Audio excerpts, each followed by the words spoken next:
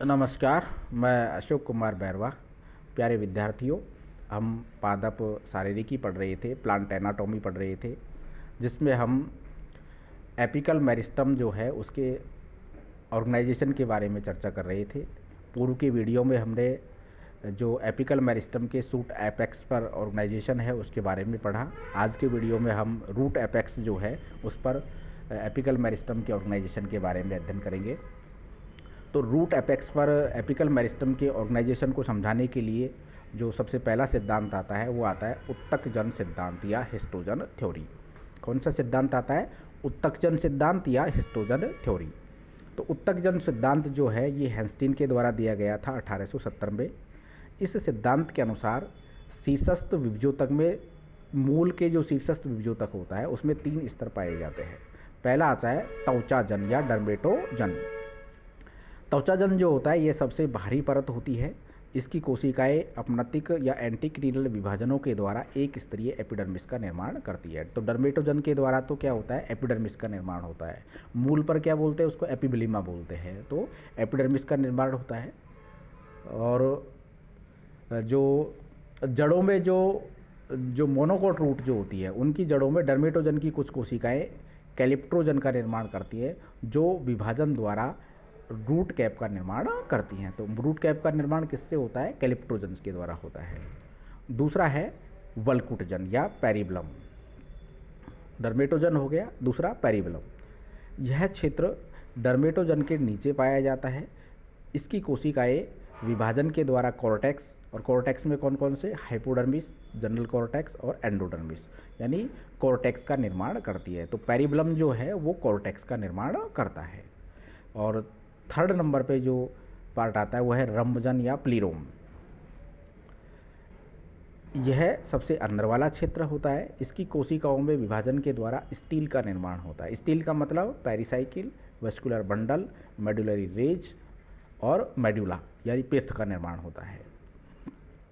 ये जो उत्तकजन जो सिद्धांत है ये जैसे मूल शीर्ष, मुख्य रूप से तो क्या है, मूल शीर्ष पर एपिकल मेरिस्टम के ऑर्गेनाइजेशन को समझाता है, लेकिन यह सिद्धांत पूरे शीर्ष के संगठन को भी समझाता है। परंतु उच्चतर पादपों जैसे जिम्नोस्पर्म और एंजियोस्पर्म के लिए यह सिद्धांत लागू नहीं होता, क्योंकि जिम्नोस्पर्म और एंजियोस्पर्म के सूट एपेक्स में ये परतें स्पष्ट रूप से दिखाई नहीं देती हैं। तो चित्र में आपको स्पष्ट रूप से दिख रही होंगी कि भारी परत जो है डर्मेटोजन की होती है जो एपिडर्मिस का निर्माण करती है। दूसरी परत पेरिबलम की होती है जो किसका निर्माण करती है? कॉर्टेक्स का निर्माण करती है। और तीसरी जो परत होती है वो प्लीरोम की होती है जो स्टील का निर्माण करती है, अर्थात उससे pericycle, vascular bundle, medullary rays और पित्त का निर्माण होता है। मूल शीर्ष पर एपिकल मेरिस्टम के ऑर्गेनाइजेशन को समझाने के लिए जो दूसरी थ्योरी आती है वो है कॉर्पर कैप्पे सिद्धांत, कॉर्पर कैप्पे थ्योरी। कौन सा सिद्धांत आता है? कॉर्पर कैप्पे थ्योरी। तो कॉर्पर कैप्पे जो थ्योरी है ये इस सिद्धांत का प्रतिपादन 1917 में स्वीप के द्वारा किया गया था। इस सिद्धांत के अनुसार रूट एपेक्स के परिधीय व केंद्रीय भाग में कोशिकाओं के विभाजन की दिशाओं में अंतर होता है। देखिए, ये विभाजन की दिशाओं के आधार पर दिया गया सिद्धांत है। कोशिकाओं में जो विभाजन की दिशा, कॉर्पर कैप्पे जो ये जो ट्यूनिका कॉर्पस थ्योरी थी वो विभाजन के तल के आधार पर थी, और ये कोशिकाओं में विभाजन की दिशाओं के में जो अंतर है उस आधार पर होती है।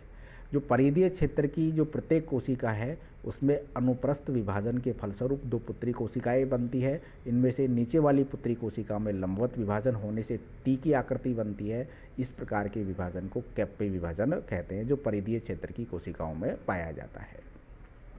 मूल के जो केंद्रीय भाग में ऊपर वाली पुत्री कोशिका में लंबवत विभाजन होने से उल्टी आकृति की टी बनता है। इस प्रकार के विभाजन को कॉर्पर विभाजन कहते हैं। तो जो कॉर्पर कैप्पे जो थ्योरी है ये विभाजन की दिशाओं पर आधारित है। अब जो ये हमने थ्योरी पढ़ी है इससे संबंधित कुछ महत्वपूर्ण पॉइंट हैं, ये अपने आप में बहुत महत्वपूर्ण हैं। तो इसमें से हम देख लेते हैं कुछ पॉइंट। सबसे पहले आता है मूल शीर्ष यानी रूट एपेक्स जो होता है वो उपशीर्षस्थ होता है। देखो सूट एपेक्स जो होता है वो तो शीर्षस्थ होता है, लेकिन रूट एपेक्स जो होता है ना ये शीर्षस्थ नहीं होता, टर्मिनल नहीं होता, सबसे ऊपर नहीं मिलता, ये उप शीर्षस्थ होता है, सब टर्मिनल होता है। क्योंकि मूल जो शीर्ष है उसके शीर्ष भाग पर मूलगोप या रूट कैप पाया जाता है। अतः जड़ में सर्वाधिक वृद्धि जड़ के पीछे होती है, सिरे पर नहीं होती। अतः जड़ में सर्वाधिक वृद्धि शीर्ष के पीछे होती है, शीर्ष पर नहीं होती। दूसरा पॉइंट, सामान्यतः जो रूट कैप होता है, मूल गोप जो होता है वो एक परतीय होता है, परंतु अपवाद स्वरूप जो केवड़ा है, केवड़ा में बहुपरतीय पाया जाता है। और जलोद्भिद पादप जो होते हैं उसमें रूट कैप या मूल गोप है वो पाया ही नहीं जाता है। तो ये पॉइंट भी क्लियर है कि एक परतीय होता है, लेकिन केवड़ा जो होता है उसमें बहुपरतीय होता है, जलोद्भिद में रूट कैप नहीं पाया जाता है। तीसरा पॉइंट है वो बड़ा महत्वपूर्ण है कि जो एक बीजपत्री पौधों की जड़ होती है उसमें डर्मेटोजन और कैलिप्ट्रोजन जो होता है उसके बीच में एक निष्क्रिय कोशिकाओं का समूह पाया जाता है, जिसे शांत क्षेत्र या क्विसेंट जोन बोलते हैं, क्विसेंट सेंटर कहते हैं। इस क्षेत्र की कोशिकाओं में डीएनए व आरएनए की मात्रा जो है वो बहुत कम होती है और इसकी कोशिकाएं भी बहुत कम विभाजन करती हैं। इस क्षेत्र को घेरने वाली कोशिकाएं विभज्योत की होती हैं। तो शांत क्षेत्र जो पाया जाता है वो डर्मेटोजन और किसके बीच में पाया जाता है, कैलिप्ट्रोजन के बीच में पाया जाता है। शांत क्षेत्र की जो खोज थी वो क्लोव्स के द्वारा की गई थी मक्का के अंदर। किसके द्वारा की गई थी, मक्का में की गई थी, क्लोव्स के द्वारा। पर्ण के किनारों पर सीमांत विभज्योतक या मार्जिनल मेरिस्टम पाया जाता है। तो पर्ण के किनारों पर कौन सा विभज्योतक पाया जाता है, मार्जिनल मेरिस्टम पाया जाता है। इसकी कोशिकाओं में विभाजन होने से पर्ण फलक की वृद्धि होती है। तो पर्ण फलक की जो वृद्धि होती है वो मार्जिनल मेरिस्टम के द्वारा होती है या सीमांत विभज्योतक के द्वारा होती है। तो ये 4-5 महत्वपूर्ण पॉइंट हैं जो विभिन्न परीक्षाओं के अंदर पूछे जाते हैं, ऑप्शन के रूप में आपको मिलते हैं। तो मैं समझता हूँ कि आपके ये सारी चीज़ें समझ में आई होंगी।